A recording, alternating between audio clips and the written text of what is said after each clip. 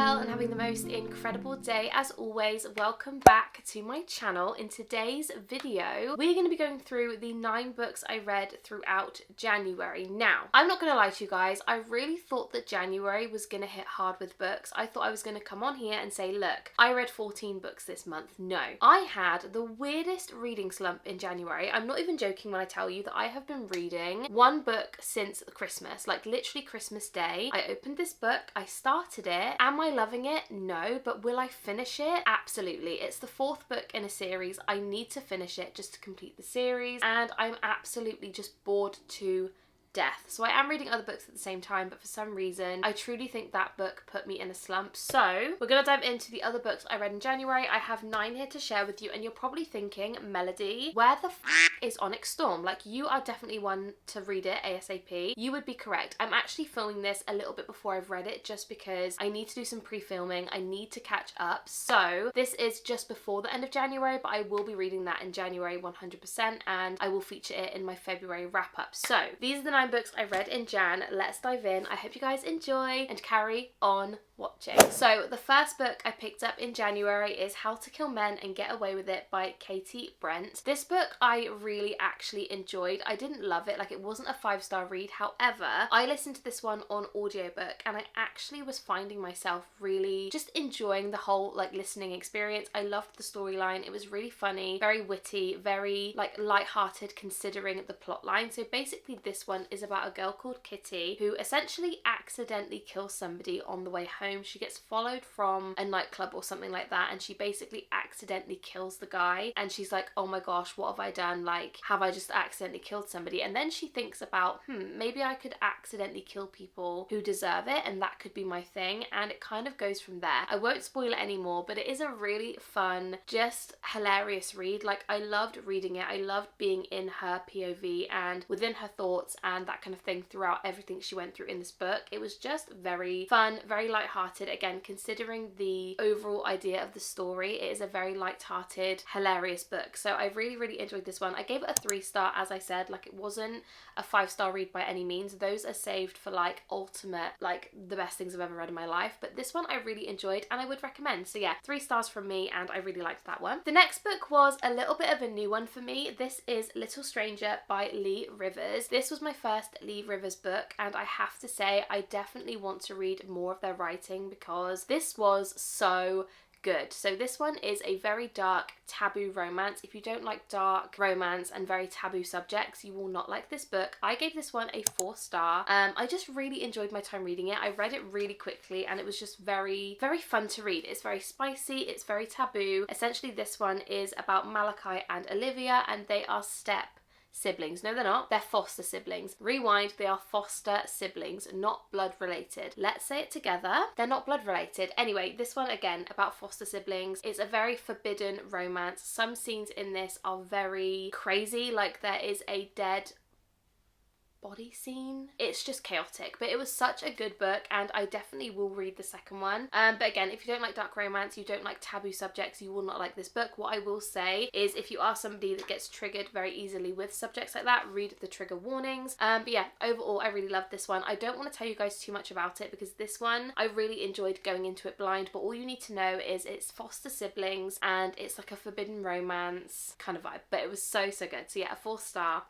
Loved it. The next book I picked up was The Match by Sarah Adams. This one I mainly picked up because it was short and sweet. It kind of gave me that little bit of a break between the dark romance that I just read, so I wanted something fluffy, something easy, and I actually listened to this one on audiobook. Did I love it? Not really, no. I gave this one a 2-star, and I'm not saying that the story was awful. Like, I'm glad that I read this book. However, I just don't feel like I loved this book. Like, I wasn't immersed in the story. It was nice to listen to it while I was pottering around and like going into town, walking around, doing that kind of thing, but would I kind of be really immersed in reading it? Probably not. This one is about Evie and Jacob, and essentially Evie works at a what's the word I'm looking for? Service dog business. So essentially Evie does struggle with things like fits and seizures and stuff like that. So she has a service dog and she works for a service dog business, and she receives an email from a guy called Jacob basically saying that my daughter needs a service dog, like can you come and introduce her to some of the dogs and things. And she finds finds out that it was the daughter that actually sent the email originally, and essentially that is where Evie and Jacob meet. And it's like a little meet cute. It's a very kind of predictable storyline, like I'm not gonna lie, it was very predictable, you knew what was coming, but it was just a cute read. I wouldn't say that I want to read this one again. I wouldn't necessarily say you guys have to read this book. It was okay. It was a 2-star read. Like, am I glad I read it? Yes, but would I ever read it again? No. And the next book I picked up in January was The Enemy by Sarah Adams. I mainly picked this one up because I had just read this one, and as you guys know, I am trying to condense the amount of series I'm starting and kind of being in the middle of. So if I start any series now, I really want to try and binge the whole thing, especially within the month, like try and get them done. So I picked up The Enemy by Sarah Adams. This one is about June and Ryan, and this one again, I didn't love it. I gave this one a 2-star as well. This one was just not really very memorable, if I'm being honest. All I remember is that June is a baker and Ryan is like a chef, and it's basically like an enemies to lovers, a childhood enemies to lovers kind of romance. I just didn't find myself immersed in this one either. Like, I just didn't feel excited to be listening to it. Do you know what I mean? Like, I wasn't enjoying every word. So that's kind of how I felt about this one. Again, I cannot really tell you guys much more about this because it was really not memorable at all, which is why I'm going to give it a 2-star. Again, I'm glad that I read it. It's off the TBR, but I wouldn't recommend. The next book I picked up in January was also a 2-star read, and honestly, I believe that this is where my reading slump began, because after reading 3 2-star books in a row, I was just like done. Like, I couldn't get out of this vibe. I couldn't get out of the funk, and it really, really ruined it for me. So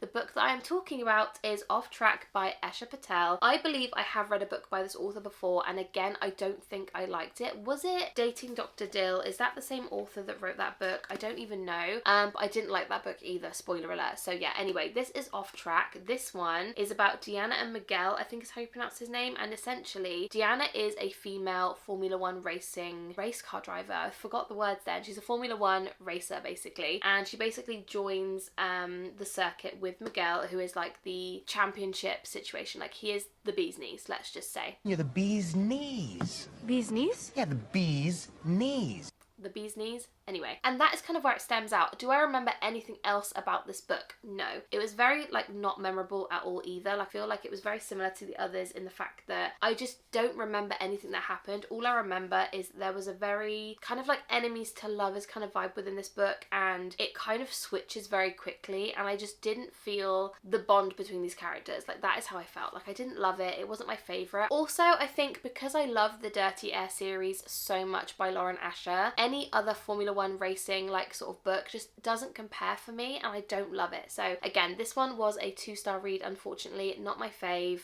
Wouldn't recommend. The next book I read in January was Mr. Fixer-Upper by Lucy Score. If you guys watched my last month's wrap-up, you will know that I essentially read book 2 in this series first by accident, so I kind of knew the rough idea that was like gonna happen in this book, if you know what I mean. I sort of have seen the ending, I've seen the epilogue already, but I really, really enjoyed this one. I give this one a 4-star overall. I love the characters, I love the found family. I just really enjoyed every bit of this book. I really loved it, and I wasn't surprised. I love Lucy Score.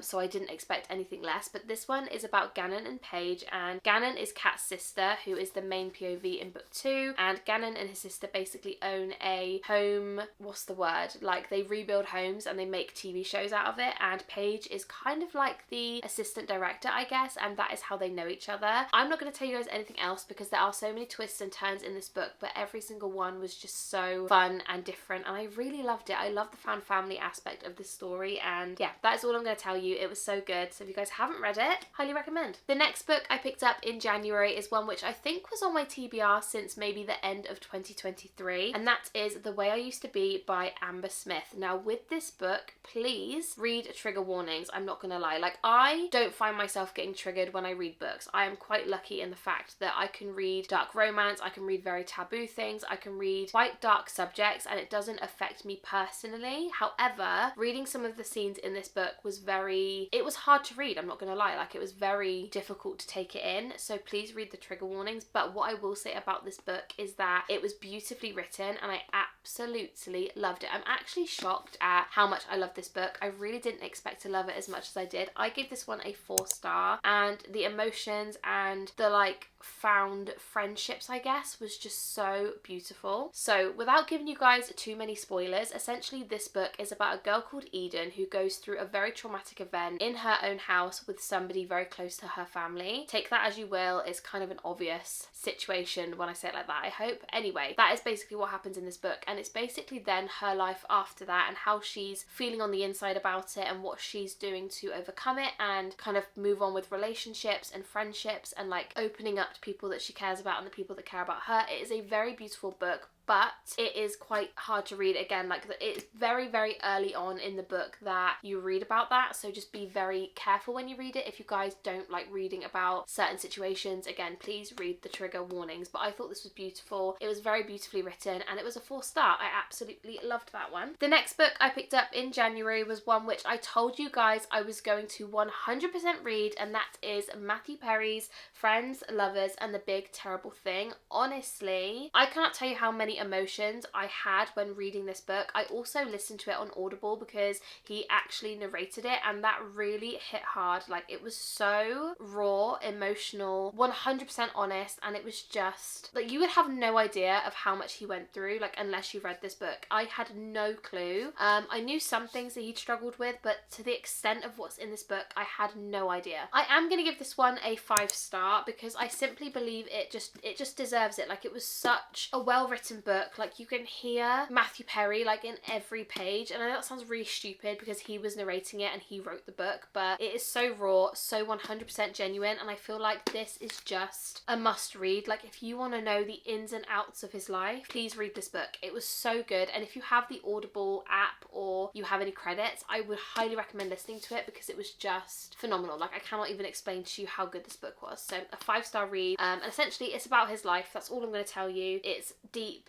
it's upsetting, it's emotional, but it was brilliant. And last but definitely not least was mine and Kelsey's book club pick of the month. If you guys don't know, me and my amazing friend Kelsey, we have a book club. Here it is. Go and give it a follow if you would like to be included in the book club. But our book club pick for January was Funny Story by Emily Henry. I love Emily Henry's writing so much, and I honestly cannot quite believe it took me this long to read this book. I absolutely devoured this. This was so good, and in my head, I won't lie to you, like, when I heard what this book was about, I was a bit like, I don't really understand how I'm gonna like this book. Essentially, you've got two characters who break up, and then the broken up, this is really hard to explain it. Okay, so essentially you've got Peter, you've got Daphne. Those two are engaged. You then have Petra and you've got Miles, and they are boyfriend and girlfriend. And essentially Peter and Petra are like childhood best friends, and Peter goes on his, what's it called? Bachelorette party, that's the word, and comes back and says to Daphne, do you know what? I don't really want to get married to you anymore. And it's like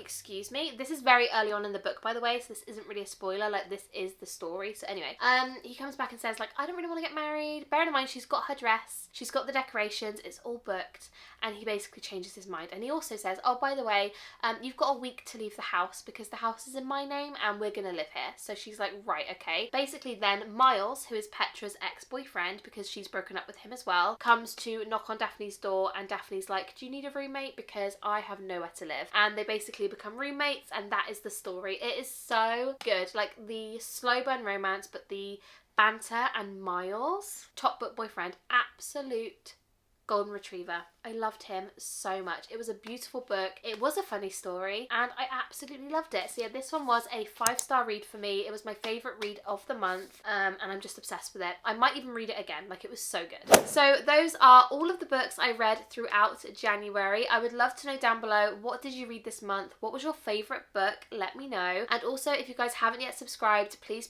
do. We do a lot of book and Lush content over here, and I am really going to try and do more reading vlogs this year. That is my goal for 2025, is more vlogs and more reading vlogs, because I really slacked last year. So if you like those kinds of videos, make sure you subscribe. And yeah, that is everything for today's video. I love you so much, and I will see you in my next one. Bye guys.